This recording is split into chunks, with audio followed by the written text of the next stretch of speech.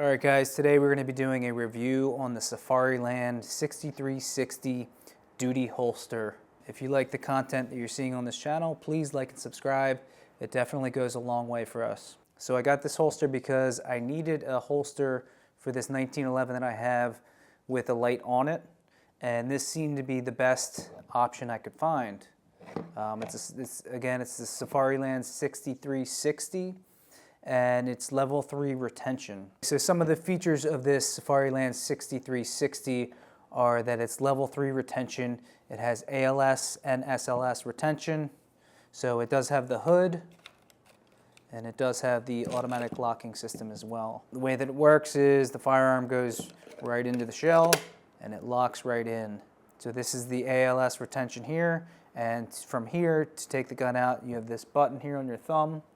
I don't know if you can see it on the camera, but you're gonna, as you go to grab your gun, naturally your thumb lands there and you're just gonna press and it comes right out. It did take me a little while to get used to that, but honestly it's pretty natural, and after practicing for about an hour, it's really easy.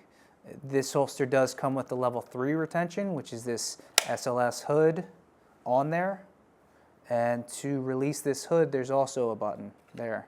For my purposes, I'm probably gonna take this hood off. It is nice to have because, one, on a 1911 it blocks the hammer, but also it just adds another level of retention on the pistol. That would be important if you were in high-risk situations where somebody might be trying to take this from you. So because I'm not a police officer, I'm not in the military, I don't really have a need for this hood. I find that just the ALS retention here, which is still very rock solid, is sufficient for me. But if I were a police officer or I was in the military, I think having that hood would probably be a good idea. It's just another level of security. If you get into a fight with somebody, or somebody's trying to wrestle it from you, they're not getting that gun out. And honestly, I think it would be really hard for them to get it out just with the ALS, unless they happen to get their thumb on there, then it can come free.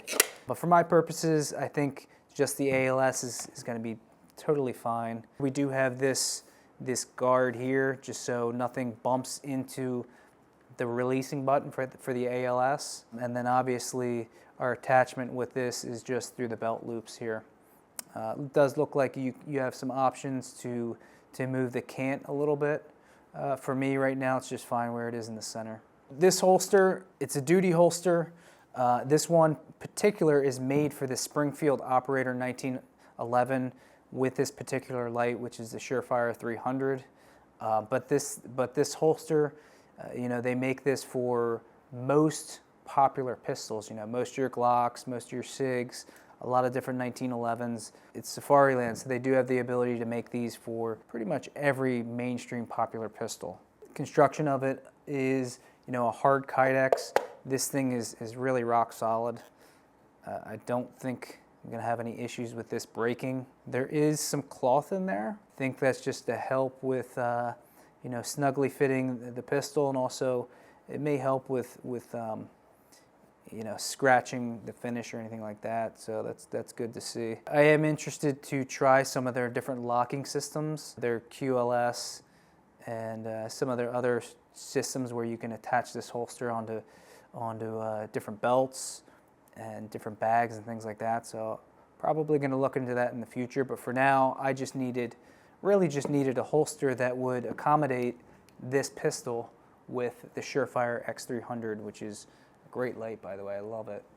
And this happened to fit the bill, so it is a great holster. I would recommend it. I think it's around $140, so it is pricey, but this thing's gonna last, and it's gonna hold up on you. So now I'm gonna put this holster on and just show you some angles of it while it's on me, and I can show you how the draw process looks with that.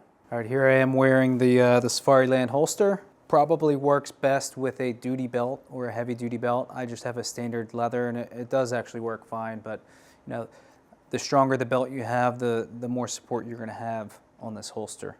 But this is how it looks. All right, and so right now I just have the the ALS retention. I don't have the hood on. Now the hood is on. Now it's just the ALS. So to draw from this, you're going to just grab the pistol as you would. As your thumb comes down, there's that ALS button. You just press that, and it releases. Reholstering, you just put it in, and it clicks right in place, and it's rock solid. So for my purposes, I don't really need this hood. It does make it a little bit more challenging, and it's definitely slower to draw with this hood unless you have a ton of practice, which I don't. So in order to draw with the hood up, you have to come down, you have to press the button on the hood, slide that forward, and then press the ALS button. It's just another step, and for me, it's just really slow. Retention just with the ALS is totally adequate for me. All right, guys, so this is my Safariland 6360 holster. It's a great holster for my 1911 with the Surefire Light, and it's rock solid. The retention's great. It seems to be very durable, and I would definitely recommend it to anybody looking for, especially a duty holster. You can't go wrong with it. Thanks again for tuning in, guys, and we'll see you on the next one.